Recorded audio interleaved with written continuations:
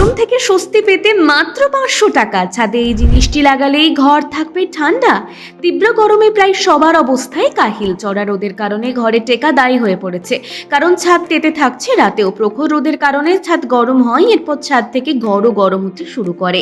AC লাগিয়েও ঘর ঠান্ডা করতে অনেক বেগ পেতে হয়। যদি আবার হয় একতলা বাড়ি, তাহলে তার কোনো কথাই নেই। তবে একটা ছোট কাজ করলেই কিন্তু এই সমস্যা থেকে মুক্তি পাওয়া যেতে পারে। ছাদের তাপমাত্রা কম করার অপর একটি পদ্ধতি হলো রিফ্লেক্টিভ রুফ সারফেস। এর জন্য ছাদের মেঝেকে রং করে দিতে হবে। বাজার থেকে কলিচুন, জিঙ্ক অক্সাইড, হোয়াইট সিমেন্ট এবং ফেভিকল কিনে আনুন।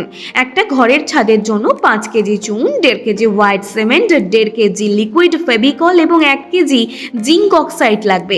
চুন সারা রাত ভিজিয়ে রেখে দেবেন সিলভারের বালতিতে বা খালি টিনে। পরের দিন ভোরবেলা সূর্য ওঠার আগেই সব একসঙ্গে মিশিয়ে গাঢ় তরল আকারে করে নিন। তারপর একটি মগ দিয়ে ছাদে ফেলে ঝাঁটা দিয়ে দিতে হবে। শুকিয়ে যাওয়ার পরে বিকেলে হালকা জলে ছিটে দিতে হবে, তাতে মিশ্রণটা শক্ত করে মেঝেতে ধরে যাবে। এর ফলে ছাদের নিচের তলার ঘর বেশি গরম হবে না। নতুন নতুন আপডেট পেতে আপডেট বাংলা পেজটি ফলো করে নিন এখনই।